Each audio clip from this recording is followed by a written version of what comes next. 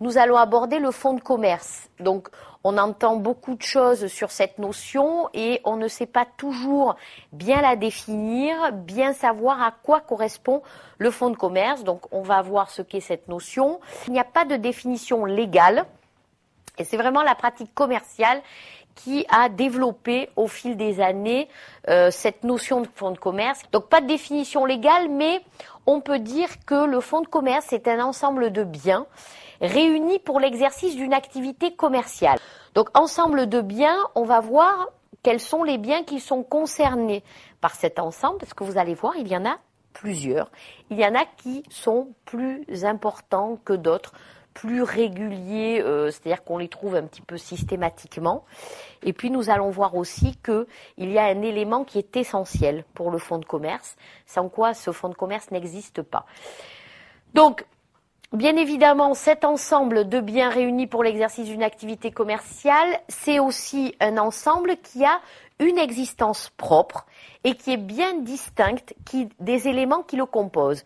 Donc, là encore, on est, si on devait un peu comparer cette notion de fonds de commerce à cette notion que nous avions vue précédemment, qui était le patrimoine. C'est-à-dire que ce sont des notions qui sont qui sont complètement artificielles, qui n'existent pas vraiment.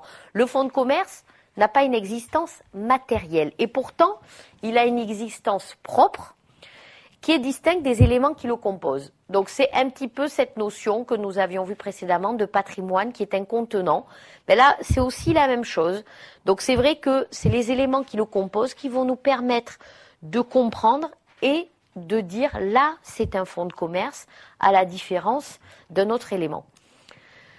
Donc, bien évidemment, cet ensemble-là, l'importance économique est parfois considérable. Nous allons voir que tous les biens qui composent le fonds de commerce peuvent avoir une importance économique considérable. Bien évidemment, il y a des fonds de commerce qui ont une petite importance économique selon leur taille, selon leur remplacement aussi. Et puis, nous verrons qu'il y a des fonds de commerce qui ont une importance économique très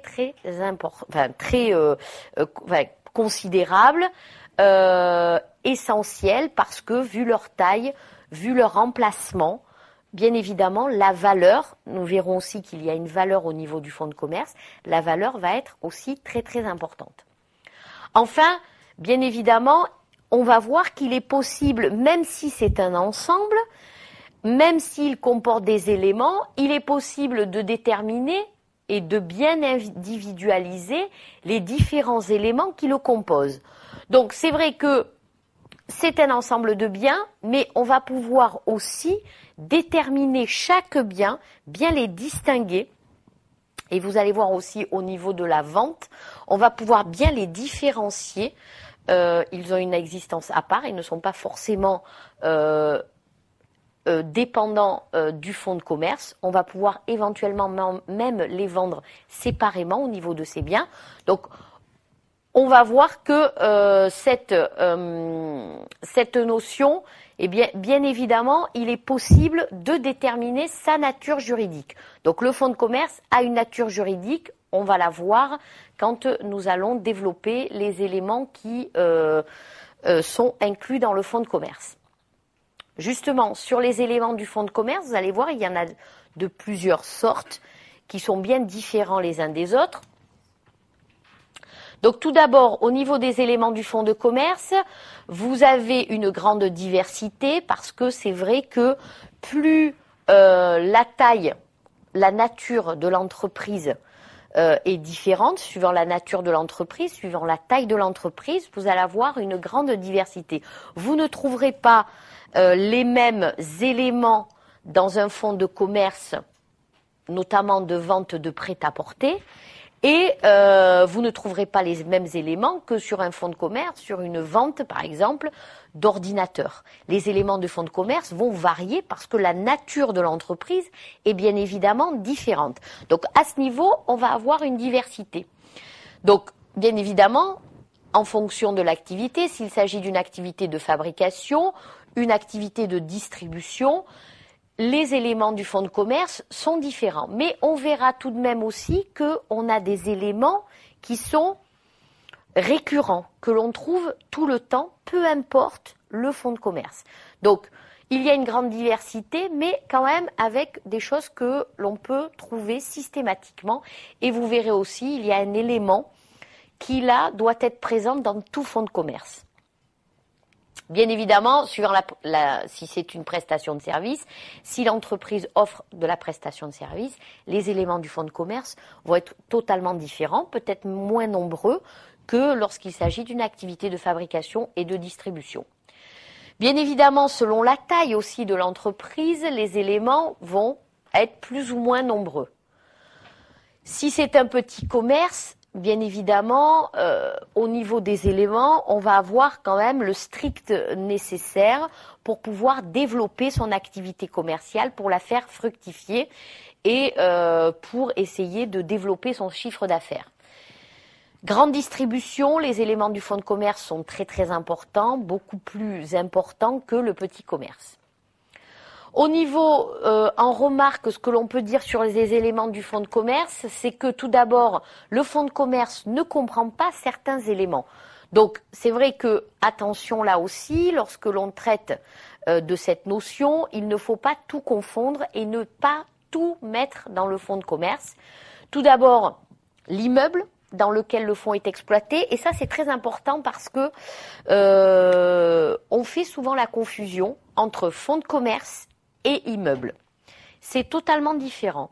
L'immeuble dans lequel le fonds est exploité, c'est ce qu'on appelle le local commercial, et on va voir que, bien évidemment, une personne peut être propriétaire de son immeuble dans lequel il développe son fonds de commerce, dans lequel il développe son activité commerciale.